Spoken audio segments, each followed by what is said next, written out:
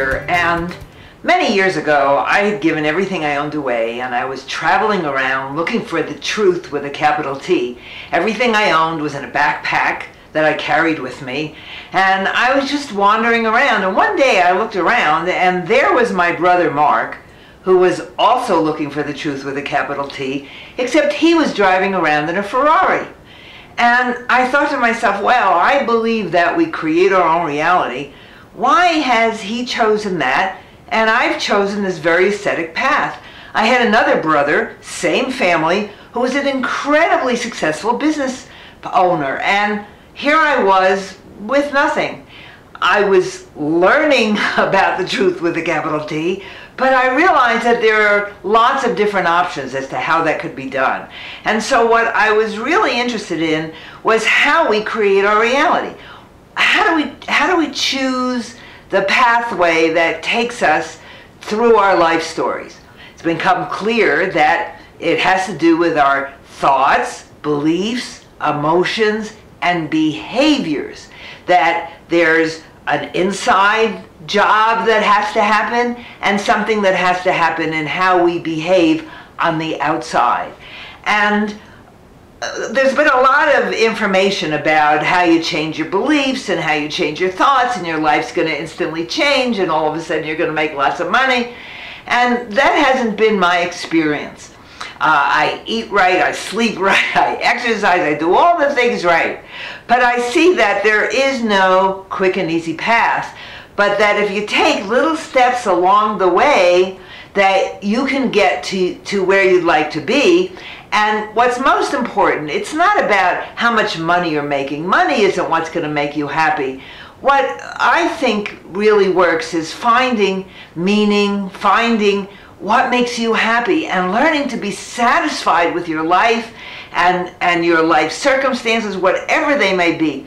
I remember I had a fellow come to me and as a coaching client, and he said, I have a net worth of $5 million, and I know if I have $10 million, I can be happy.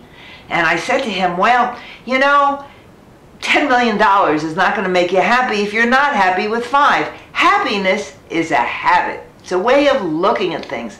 It's a way of deciding to be in the world. So what we're going to do in these videos is we're going to look at the little things that you can change along the way so you can get from where you are to where you'd rather be. But in the meantime, on the path, you're going to learn how to be happy with what you have and where you are. And rather than saying change your thoughts, change your beliefs, change your emotions, and I really like to focus on the whole emotional thing, let's take a look at adapting to change. Making little changes in your life today so you can see your own resistance to change and what keeps you from moving forward. So look at little things that you can change, like taking a little different path to work, or the toilet paper this way or that way, change it. And you'd be surprised how disorienting just those little changes can be. And the trick to being able to really change your identity and your financial identity is to be able to adapt to change. So it's about getting used to what I call the moving stupids. You know, when you move into a new house, you really want to be there, but you get really stupid. You bump into walls, you lose your wallet, you lose your keys, and it's like you have no idea how long you're going to be in this state of slight disorientation. So what I'd like you to learn how to do is to adapt to this whole process of change. So this week, what I'd like to suggest that you do is to make little tiny changes. I remember one time I decided to see what would happen if I changed the way the dishes were stacked in my kitchen. When I first moved into my house, I put them all in what seemed like a logical place, but then I decided to change it to see what happens. I took all the dishes down, put them back in, and voila, I really like the new way better. So the idea is for you to find better ways. I can't tell you what's right for you. You have to discover it for yourself, and I'm going to show you how to find that way to yourself, to what's right for you, not what's right for someone else, but what's right for you given who you are and how you feel and what your habits are and what you're willing to change. So change something a little bit. And if you'd like, go to prosperityplace.com, my main site, where you'll find lots of information to help you make this change.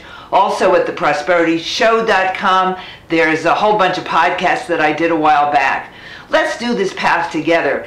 I don't know that it ever stops. I don't ever know that you ever get to the place where, oh, this is perfect. I think it's being willing to be perfect today and saying, okay, I'm here, and in this moment, everything is perfect. So I hope you'll join me next time. I'm Joan Sotkin, prosperityplace.com.